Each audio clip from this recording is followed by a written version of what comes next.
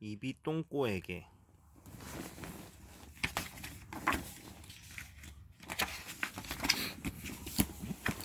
어느 날 입이 말했어요.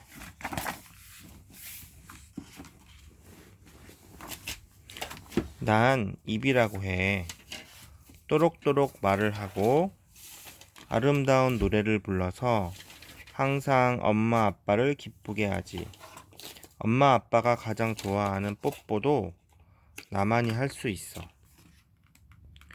또 1년에 딱 한 번 있는 우리 몸의 생일날 케이크 촛불도 내가 끈다고. 입은 침을 튀겨가며 계속 자랑을 늘어놓았어요. 내 안에 하얗게 빛나는 이도 있어. 이는 내가 맛있는 음식을 먹을 때 덩어리진 것을 잘게 부숴줘. 그리고 혀는 부드럽고 날랜 몸짓으로 음식을 뒤섞으며 맛을 느끼게 해주지. 난 우리 몸에서 최고야. 그런데 내 위에 우뚝 솟아있는 코야, 넌 뭘 할 수 있니? 입에 시끄러운 수다를 못 들은 척하던 코가 콧소리로 말했어요. 나는 우리 몸에 맑고 신선한 공기를 불어넣는 숨쉬기를 해. 향기롭고 맛있는 냄새는 좋지만 쾌쾌한 냄새는 싫어.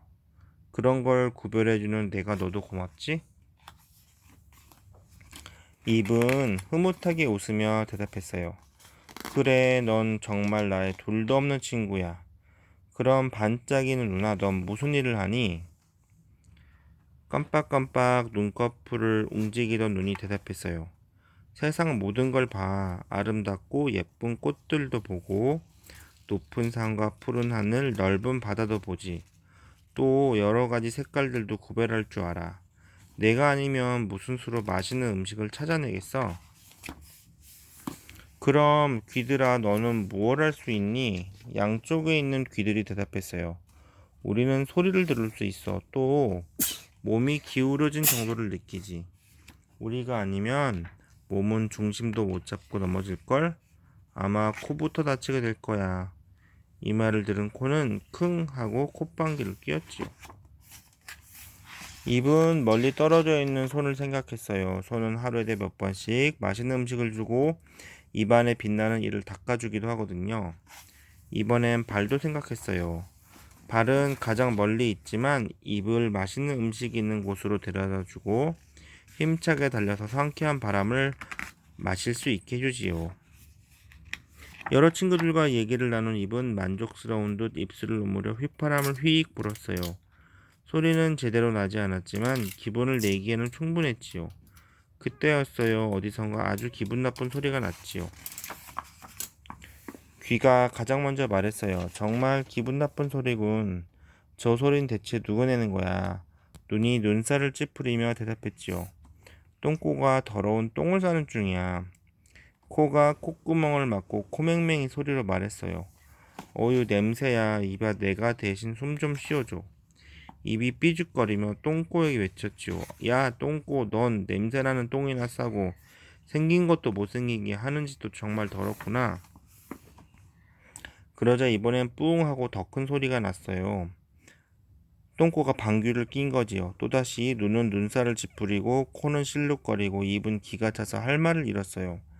하지만 똥꼬는 아무 일이 없었다는 듯 가만히 있었지요. 입은 똥꼬가 정말 싫었어요. 어유 창피해. 저런 더러운 친구랑 같은 몸에 있다니. 똥꼬가 없으면 얼마나 좋을까? 날이 어두워지고 밤이 찾아왔어요. 눈은 무거워진 눈꺼풀을 스르르 감고 코는 쌕쌕쌕 일정하게 숨을 쉬었지요. 입도 말을 멈추고 귀도 잠잠해졌어요. 어두움과 고요함만이 가득했지요. 그때 어디선가 아름답고 고운 음악 소리가 귀를 깨웠어요. 향기롭고 달콤한 냄새가 코를 간지렸죠. 입은 저절로 벌어져 신선한 공기를 한껏 들이마셨어요. 모두들 눈에게 여기가 어딘지 빨리 알려달라고 했지요. 눈이 황홀한 듯 말했어요. 와, 여긴 정말 아름다운 곳이야. 입은 기분이 좋아 다른 친구들에게 인사하기 시작했지요. 코야 안녕, 누나 안녕, 귀 안녕, 그리고 손과 발 모두 안녕. 그 다음은 차마 말하기 싫은 똥꼬가 생각났어요.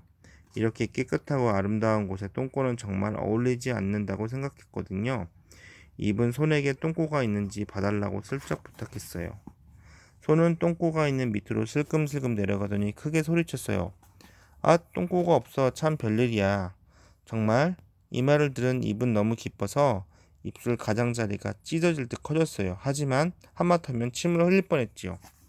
새로운 것에서는 눈과 말이 가장 바빴어요. 눈은 신기하고 재미있는 곳을 찾아 두리번 눈알을 굴렸고 발은 눈이 가리키는 곳으로 열심히 뛰어갔지요. 눈과 발이 지칠 무렵 드디어 눈은 온몸이 원하던 것을 찾아냈어요. 바로 온갖 먹을거리가 가득한 곳이었죠. 이번엔 입과 손이 바빠졌어요. 손이 주는 대로 입은 쉴 새 없이 많이 먹어댔지요. 맛을 느낄 겨를도 없이 입은 어느 때보다도 더 크게 부풀었어요.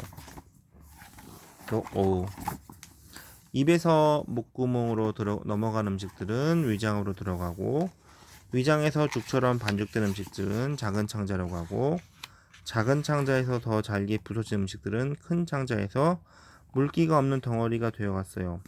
이제 큰 창자에서 똥꼬로 빠지는 길만 남았지요. 뒤에서는 계속 음식들이 들어오고 있었어요. 그때 먼저 똥이 된 음식들, 아니 똥들이 외쳤지요. 똥꼬가 없어. 이 소리는 큰 창자에서 작은 창자로, 작은 창자에서 위장으로, 위장에서 목구멍으로 전달되었죠. 하지만 입은 먹는 걸 멈추지 않았어요. 배는 더는 참을 수 없어 크게 소리쳤죠. 이제 그만 먹어.